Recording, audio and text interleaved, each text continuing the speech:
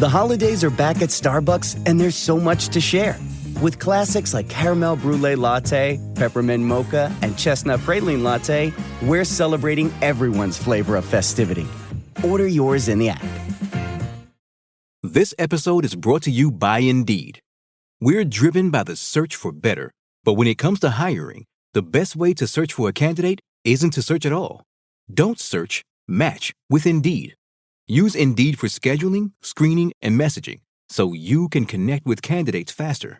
Listeners of this show will get a $75 sponsored job credit to get your jobs more visibility at Indeed.com/MBO. Terms and conditions apply.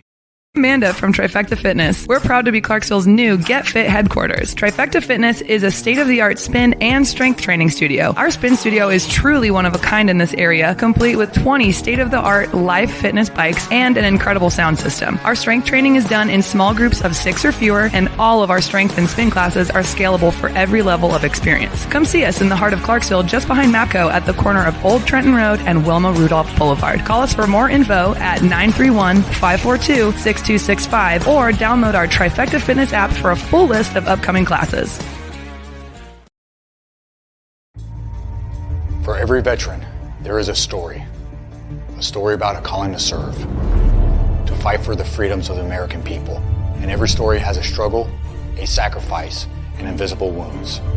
Warrior Watts programs help veterans recover from PTSD and invisible wounds through exercise, nutrition, and connecting with other veteran leaders.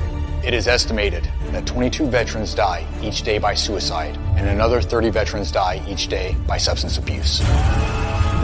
These are preventable deaths. Warrior Watt is committed to fighting PTSD through fitness, nutrition, and community.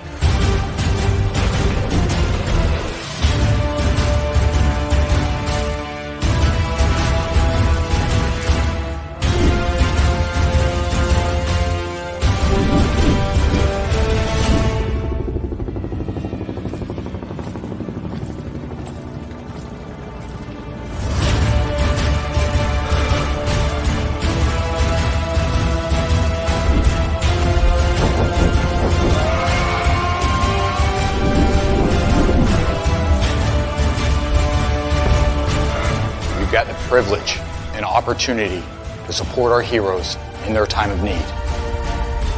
Will you join us and take action?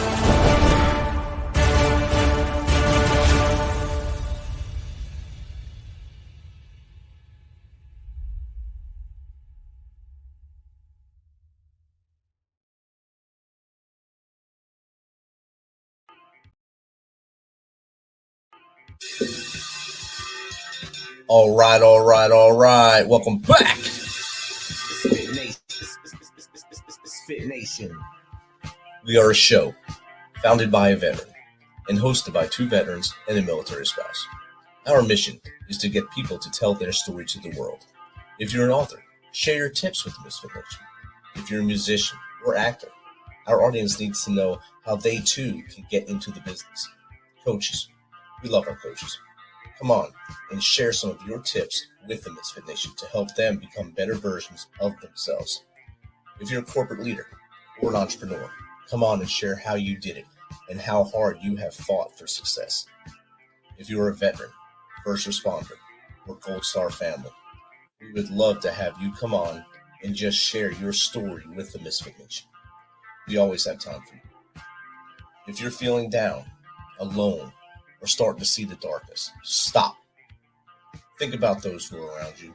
You are not alone. You will be missed. If you feel like your problems will be a burden to those in your inner circle or are embarrassed, dial 988. If you are a veteran, take option 1. We need you to keep pushing forward. Don't make a permanent solution to a temporary problem. If you're a new listener, welcome to the Misfit Nation. Be sure to subscribe to our show on your favorite podcast apps and also on our YouTube channel at @_Misfit Nation. Subscribe and click the bell to keep you up to date with our latest episodes and all of our news. You can also find us on Heroes Media Group and About Face Radio. Now, let's get to the show.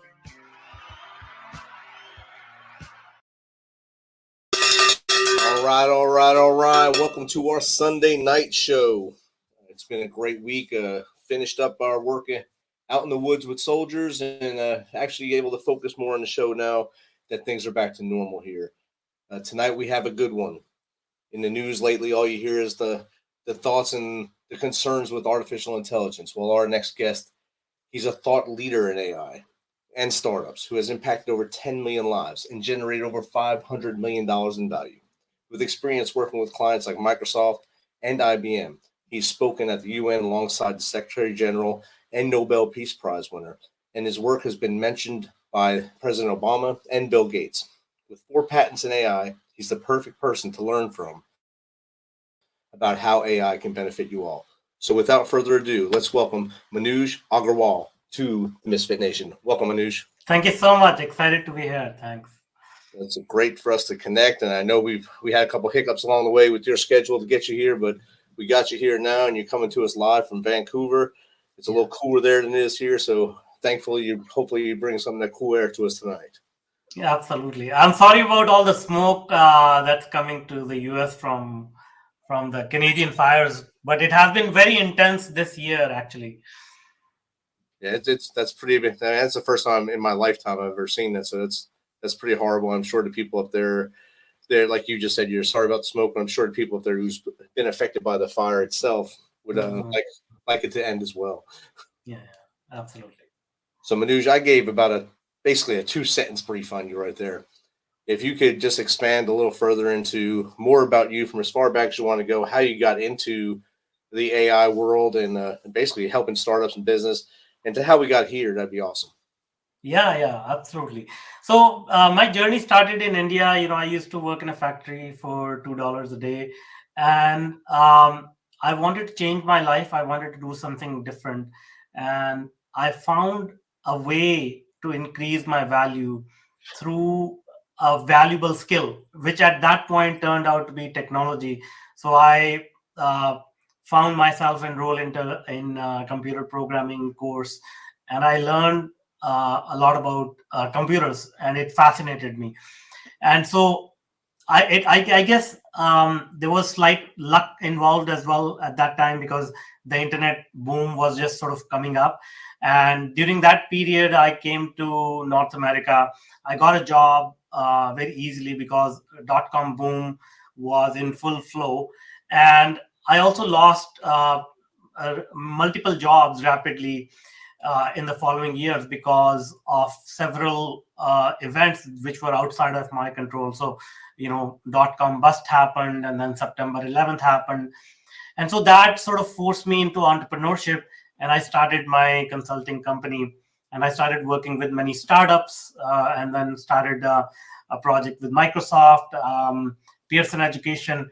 And during all those times, it's always good to stay ahead in the game of technology, to continue to learn more, continue to see what else is happening.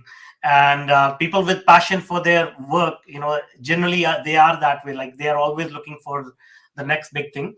So we work with every latest technology as it comes out, like blockchain, artificial intelligence, and those type of things. What ended up happening was we did quite a few projects with the artificial intelligence, but also through my own personal journey, I had a few challenges in my personal life.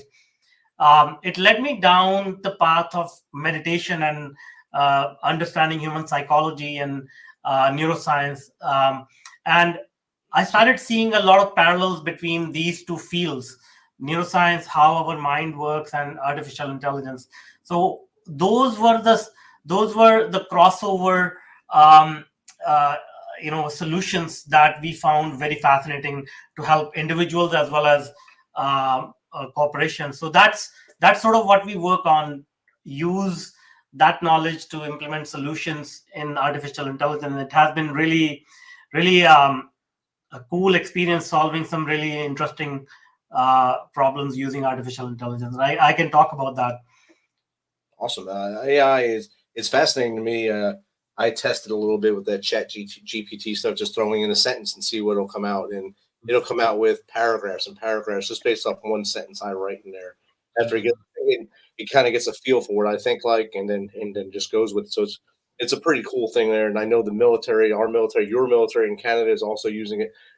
The military in India is way ahead of a lot of countries with using AI as well to, I guess, think forward on the battlefield to see what your enemy might do and what better solution might be used by the military. So there's lots of uses for AI that aren't, I guess, horrific like the world, many people in the world think it will be. And because if you don't, people fear what they don't know, and that's what's, I think, causing a lot of this. Absolutely. And I don't want to harp on this here, but you worked in the factory for $2 a day in India. Was that when you were still a youngster, or were you an adult already? And then you just No, I started working at 15. 15. So yeah. So worked through like until about 18 or 19, and then I got married, and then till 19 I was working in a factory, but after that, like, I started getting into computers and programming.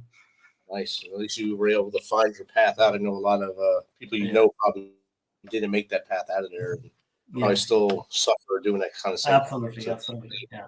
Thankfully, you've seen the light and moved out and moved up to North America, to Canada there, and you got into this world that we're in now.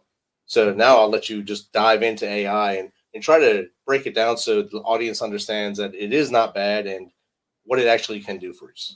Sure. So maybe let's quickly define what AI is, because a lot of people have this misconception, and thanks to how it has been portrayed in Hollywood, it has not left a good impression on people. So AI basically is a way to recognize patterns in our daily life. Our human mind is designed to recognize patterns. So let's say if you touch a hot stove, you only need to touch it once to know that I don't want to touch it again, right? But then let's say you create a more complex scenario where you are in the middle of Antarctica and it's really, really cold, and you're wearing heat resistant gloves, and now you touch the stove, it actually feels a little bit warm and pleasant. So now your mind is smart enough to know, okay, touching the stove is not that bad when certain other parameters are in place. So our human mind can sort of understand these 3, 4, 5 parameters, and it can learn from it. But let's say if you're trying to solve a very complex problem, like solve climate change or find cure for cancer or whatever, there are billions and billions of parameters involved in that, right? So our human mind cannot comprehend this kind of complexity, but machines can understand it. They can ingest like huge amounts of data and then find those patterns in the data. And so that is the reason why it is powerful, because it can do the thinking part and sort of connecting the dots much more efficiently and faster and better. Does that make sense? Oh, it definitely does to me. Yes. Okay. So that is the tool that we can use to solve real world problems now. So now, what was the follow-up question you had? Sorry. How do you, just to kind of stop the fear of it? People are so afraid of it. Basically, okay. So let's talk. So let's talk about two main fears that people have, right? One is that AI will take over humanity and kill everybody. Right. So the idea is that it's like it's like AI is like a tool, just like electricity or gasoline, something along those lines, right? Now, we use it so often in our lives that our life has become dependent upon them. But it is not to say that electricity has taken over our life, right? It doesn't have an agenda that, I will now kill humanity. Even if I say, okay, because AI is intelligence, it can develop that kind of tendency. Humans are the ones, we think like that because we think if we become so intelligent and powerful, our first job will be to eliminate other people. That's how we think. But that's centuries of trauma, suppression, jealousy, all these things, what we have in our human sort of psychology, right? But AI is just unemotional intelligence. So it cannot develop that ambition, that jealousy to say, oh, you know what, humans are consuming like too much resources on this planet, let's just get rid of them. It needs a certain cause, reason that is strong enough for them to behave that way. You understand what I'm saying? Yes. It's like I don't know if you've seen the movie Jexy that just came out on Netflix a little while ago. That is exactly what you just said. People thinking that the phone took over and was ruining the guy's life. Jexy took it over. Where you can throw Siri in there, whatever you call the voice on your phone. If you let that phone take over your world, it's because you let that phone take over your world. Yeah. Not because it had the emotions, like you said, to do that. Yeah, exactly. So I think that's a great point. So that's one. And then the second thing that people are afraid of is jobs. So it will take away all the jobs. Now, what will happen is jobs will be displaced, and a job will be displaced by people who can understand AI and use AI. So meaning AI is not going to take away your job. Somebody who understands and uses AI will take away your job because they will be much more efficient and accurate, right? So I'll give you a quick example. When in 1993 or so, email and internet was just coming up, if you talk to an average person and said, hey, do you need a website, do you need an email address, they'll say, no, I have my yellow pages, I have my white pages, I'm good. It didn't make sense then. But today, I mean, not even today, but just around year 2000, just 6 years later, if you did not have an email address, you could not even apply for an entry-level job, right? So it's the same thing now, that AI is going to enhance our ability to communicate, to do things. And if somebody becomes more efficient doing that, somebody who refuses to use it will be not very competitive anymore. And so, and the end result will be they will be out of job. So again, it is up to us to take advantage of this opportunity or ignore it and face the consequence. Definitely. And then also when social media came out, people thought it was the devil. Social media is the devil. It's only the devil if you let it be the devil. Like you said about entry-level jobs on email, if you don't have a LinkedIn profile now and you apply for a job, you're going to be pushed aside as well, because that LinkedIn profile is how they really dig deep into who you are and what you have done.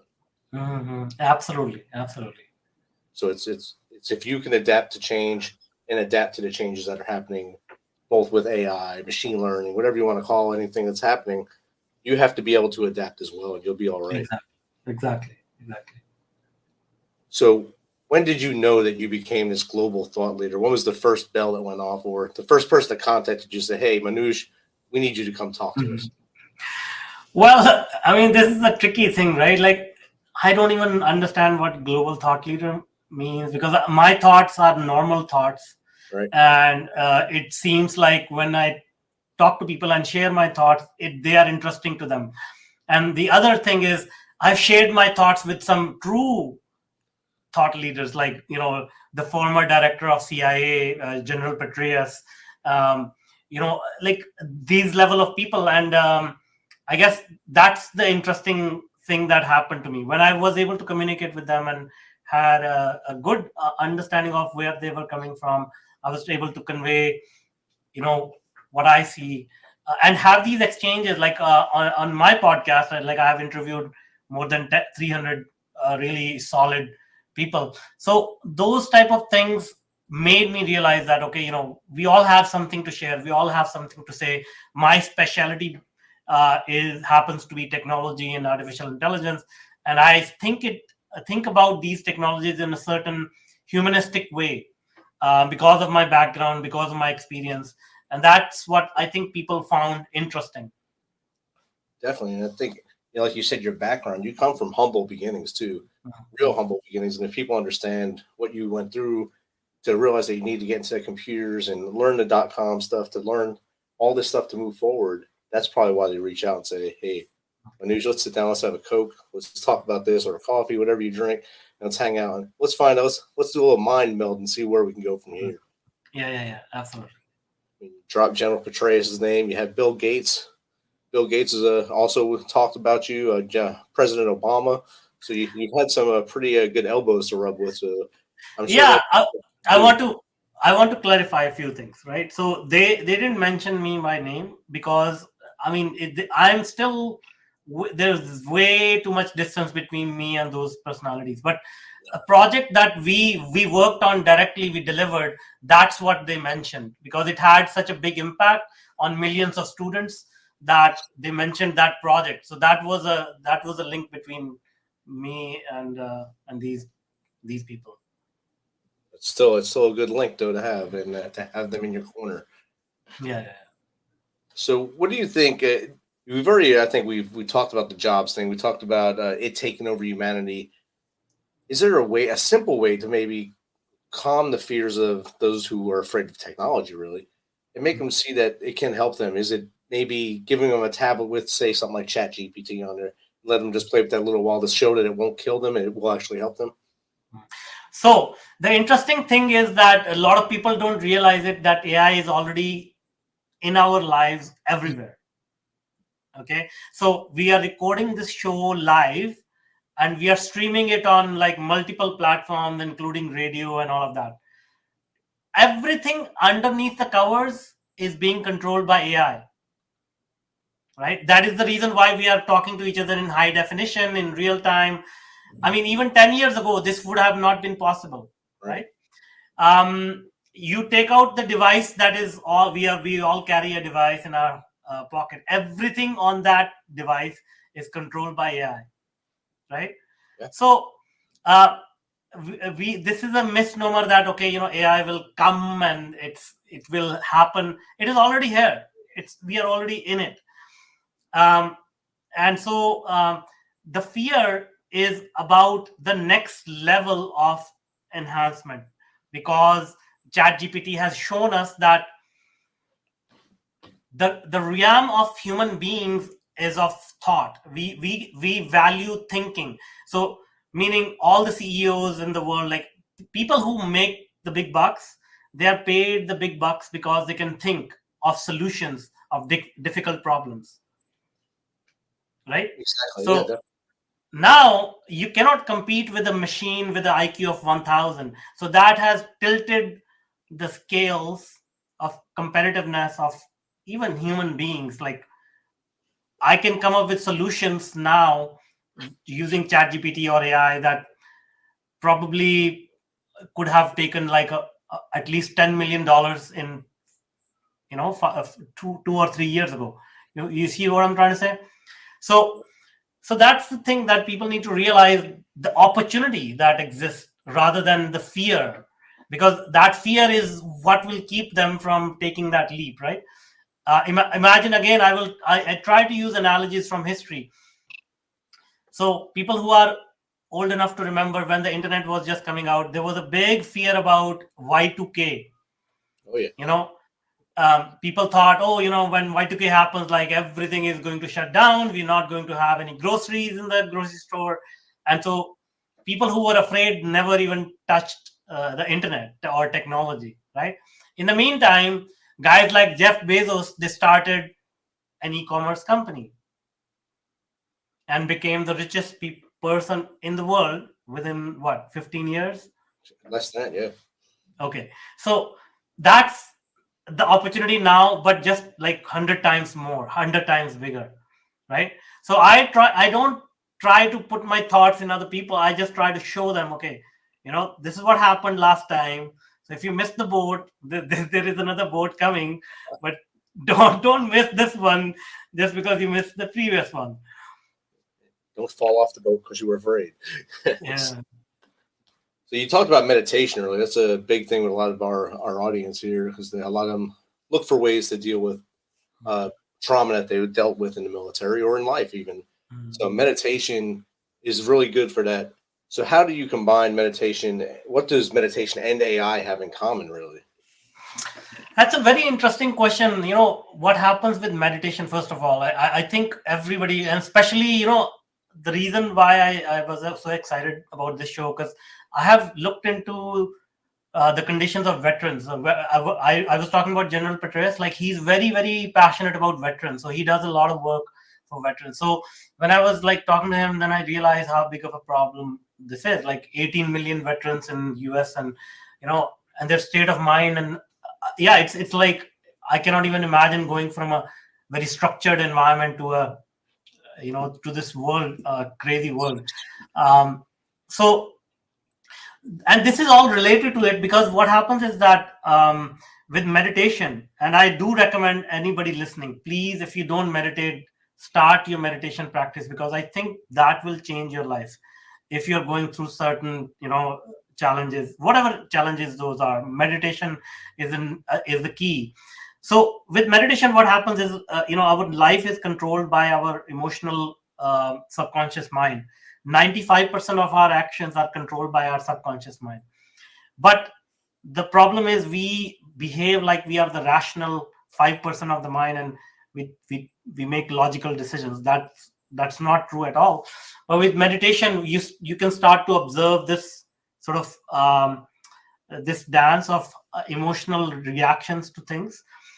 And with AI, what we can do is we can create those emotions. We can sort of feel those emotions, because now we are able to express ourselves in a better way. Maybe I'll try to explain it if I can. Our emotions are based on how we communicate to ourselves or to others, telling those stories. And the problem is that we have not been taught how to communicate properly as human beings. Right? So now with tools like AI, ChatGPT, I can express my emotions in a way that will make sense to you, and vice versa. So now I can feel that energy exchange, which sort of leads to a meditative state of mind, if that makes sense. Yes, that makes sense to me, 100%. Audience, any questions, just send them in the comments, or you can call in. We have our number. Our phones are open and working tonight. So if you have questions for Manuj on AI, meditation, on how he has helped businesses grow, just chime in. He's here for you tonight. Don't let this opportunity go away. So, Manuj, you also, like I just said about business, when you started helping businesses reach their potential, how did that happen, and how many businesses do you think you have helped over time?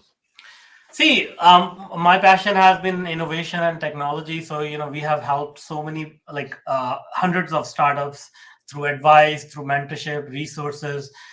Two of the startups we helped went public within 2 years and 5 years. One product in particular, we worked with Pearson Education, which is a Fortune 500 company. It went from $0 to $500 million annual revenue within 5 years. So all these projects were really exciting, and had a lot of fun doing those. And the idea was to sort of just continue to learn about different industries, different geographies, different economies, how people work, what are the things, what are the solutions work in different industries. And now the idea is to bring those learnings from multiple industries and add artificial intelligence on top of it to really accelerate even at a more exponential scale for people who want to grow using these technologies. Outstanding. Get to go from that short period of time to go from a startup to being listed to a Fortune 500 company. That's amazing. And for you to have you probably say you only have a small part in it, but I'm sure your part was a lot bigger to the person that you helped. And you believe it was. Yeah. So I'm sure that helped them out more than you'll ever. Well, I'm sure I'm sure they write you still as a hey. Yeah. It's interesting. Like we just caught up. Like the person I worked with at Pearson Education, I just met him like 3 weeks ago, and we were talking about the crazy times he had to go through. It was a crazy time, because you get to learn behind the scenes how these big operations are done. And I'm sure you must have similar stories in being in the military, how you overcome certain challenges or certain missions that were difficult. It's the same exact thing. And I'm sure the fruits and rewards are still the same on both sides too. When you have a successful mission, you're amped up, you're pumped. And for the business person, if you make it past that first year where most businesses either tilt or canter or fall apart, and they go either up or down. If you go up, that has to be a beautiful thing to see right there. Exactly. And on your profile, it asks, you have a question on there. Why is it important to travel? I know why I like to travel. I want to hear your reason why traveling is important. The key is to train your mind to see different perspectives, because the problem is that main thing why people don't grow or they have challenges in life, because they get locked up in their own mindset, and then they cannot see a different point of view. And our society is set up in this way, like industrialized society is set up this way, that we don't get an opportunity to look outside of our industry. So our thought process becomes very narrow-minded. So when you travel, you look at the world from many different angles. You start to see possibilities. You start to see opportunities, and that is one exercise I've seen which is enjoyable, because when I tell people, hey, meditate, they say I don't have time for that, or yoga, and these kind of like things are considered boring and sort of, I have to make an effort to do that. But traveling is something fun.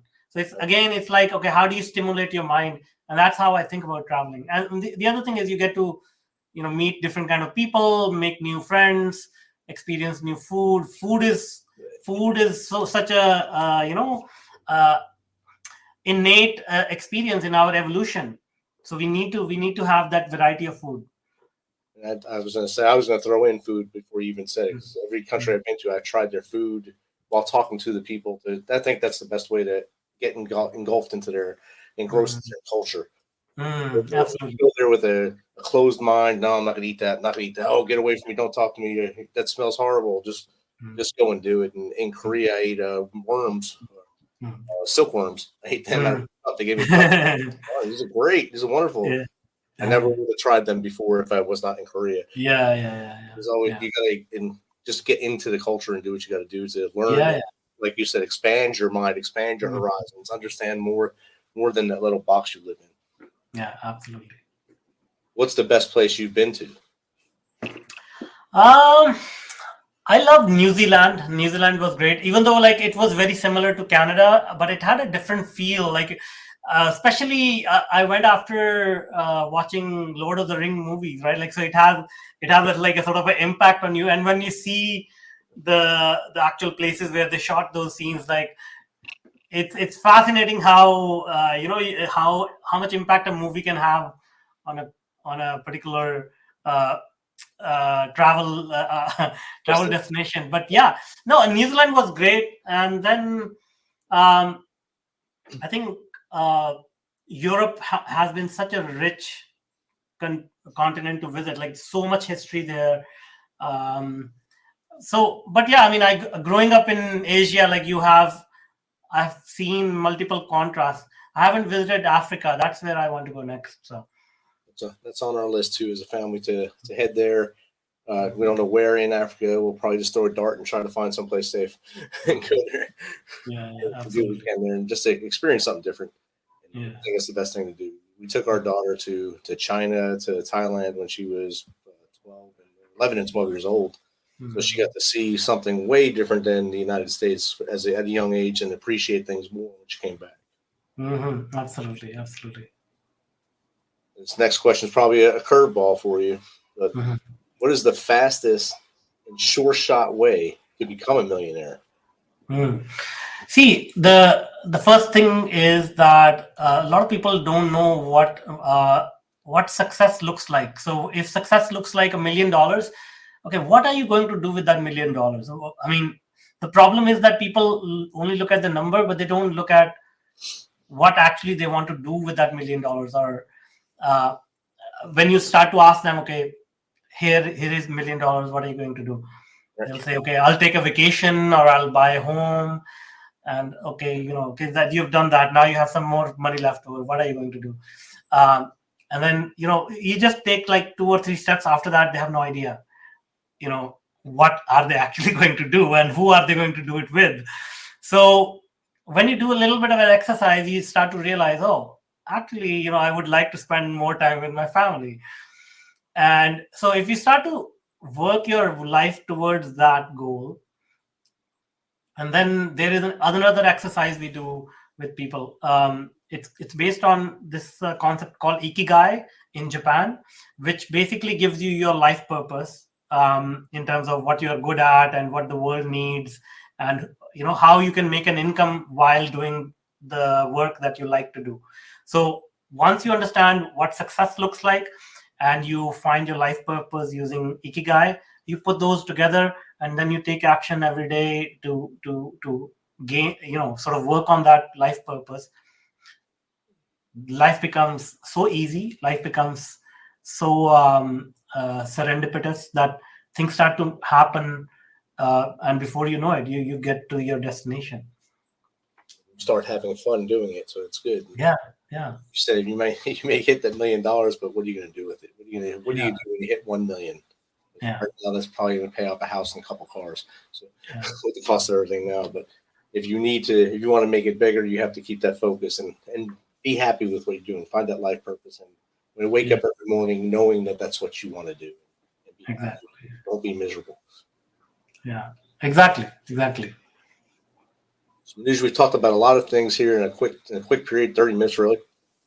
What 3 tips would you give the entrepreneur that's in the audience right now who wants to start their business and doesn't know which way to go, but they know they need to get into technology to do this? What 3 tips would you give them to get out of their own way and get moving forward? So first of all, create a list of what your core values are. Core values are your belief systems and your what you stand for. And again, these are related to the exercises I mentioned earlier, Ikigai and all of that. And then start to show up on social media, online, with those core values. Like, you are doing this show, you're putting yourself out there, Rich, right? So like you are, and you noticed a problem, a gap in the market, and you're filling that gap by putting yourself out there. That's taking a stand. So when you take a stand, then people start to notice you, and whoever your crowd is, whoever your tribe is, they will find you. They'll find you, and then once you have trust with them, you can build any kind of business. The trust is the most important thing today. If you can figure out how to earn that trust from your fan base, then you can turn around and sell your expertise, your experience, your knowledge. Guy like Elon Musk, any person you see, like Elon Musk is selling rockets, he's selling cars, he's selling tequila. People just buy it, right? So that's the thing. Put yourself out there. Yeah. So find your core values, put yourself out there, and then just basically serve people with your knowledge and experience. If you continue to do these 3 things, automatically opportunities start to fall in place, because somebody will say, oh, you helped me with this tremendous thing. Okay, I'm doing this project. Somebody will really can use your help with this. And then before you know it, you'll find 3 people asking you. And before you know it, you'll have, oh, okay, I'm good at that. Okay, so let me launch a business about this. So that's one way of doing it, because a lot of people don't know how to, they get confused. Okay, what do I do? But it's as simple as that. Just find your core values, put yourself out there, start helping people. Definitely, those are perfect ones. They're your core values. Put yourself out there and help people with your passion, to use your expertise to help them get ahead in life and do the best they can. Mm-hmm. That's awesome. Manuj, how does someone get in contact with you to maybe talk to you about the same stuff we talked about, have you on their show, or maybe get into your mind and see if you can help their business? Yeah, the best thing will be go to LinkedIn, drop me a connection request, let me know you heard me on this show, or go to my website, manujaggarwal.com, and you can connect through that website as well. All right, the website is going across the bottom right now, and LinkedIn will be LinkedIn, and then his actual name spelled out after the end. So, Manuj, thank you for taking some of your time on this Sunday night to hang out with us and teach us a lot more about AI, and hopefully stop some of the fears over the audience. Yeah, I hope it helps. Thank you so much. Thank you, and you have a good night. You too. Thanks. In October 2019, Arlington, Texas was chosen to be the home of a new national museum, unlike any other. The National Medal of Honor Museum will be a unique home of military history. The 100,000 square foot museum will house exhibits, archives, and artifacts relating to the 3,500 U.S. troops who have been awarded the medal, the nation's highest honor for valor in combat. The museum will have 31,000 square feet of galleries dedicated to U.S. troops who have received the award. The museum's CEO, former Navy SEAL and NASA astronaut Chris Cassidy, said the museum will focus on education as much as preservation. The building will have 5 areas dedicated to Medal of Honor winners from the Army, Marine Corps, Navy, Air Force, and Coast Guard.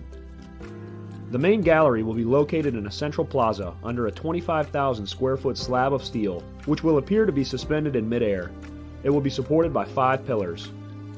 Black Rifle Coffee is a corporate sponsor of the museum, as are the Dallas Cowboys.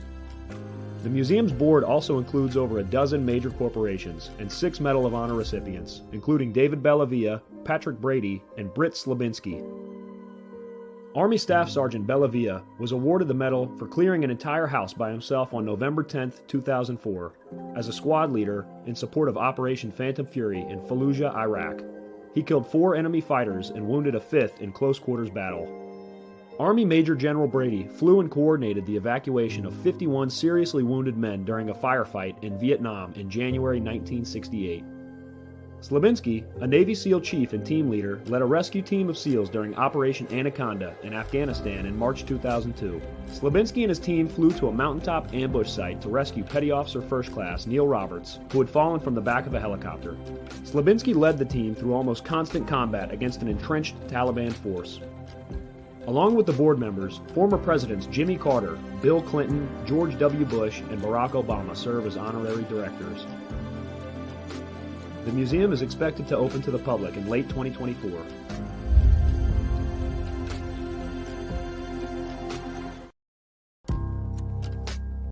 Thanks for checking us out and being a part of the Misfit Nation. Don't forget to visit our website at themisfitnation.com. That's themisfitnation.com to catch up on all of our episodes and also to get some of that great Misfit Nation gear. As always, be humble, stay hungry, and keep hustling because we are